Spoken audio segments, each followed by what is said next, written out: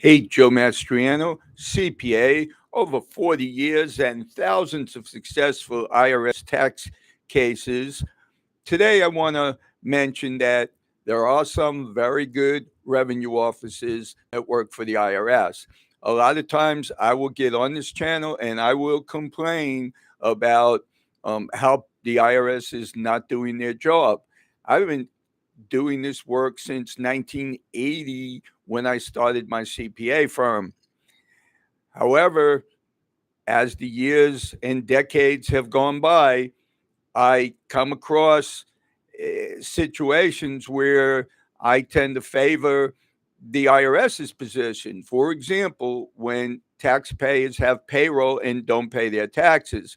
You see, if I was a revenue officer for the IRS, I would be jumping them immediately saying, you're leaving quarters unpaid. You're pyramiding your taxes. You can't keep having employees and taking withholding and Social Security out of their paychecks and not giving us our fair share.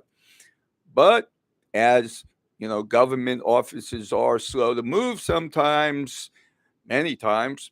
Um, I'll get a case where somebody's 4, 5, 6, 7 quarters delinquent, running up hundreds of thousands of dollars, and then they go to the taxpayer and tell them how terrible they are, and they need to pay immediately and barely give them any time and things like that.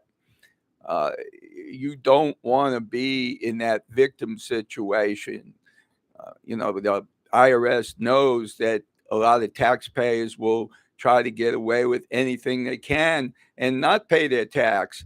I mean, look, there's still people claiming that taxes are not constitutional and the IRS has no right to levy and collect taxes. But of course, they find out the hard way when they have to deal with criminal investigations. And some of them, I know two people in Texas here that have gone to jail because of their not paying or underreporting their taxes.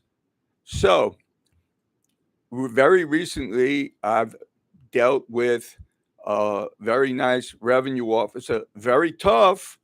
Nice to me doesn't mean you just do favors and let taxpayers get away with things.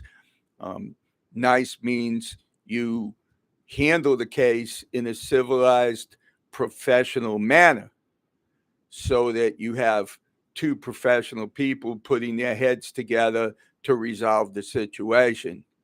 That's what should happen, but that's my opinion.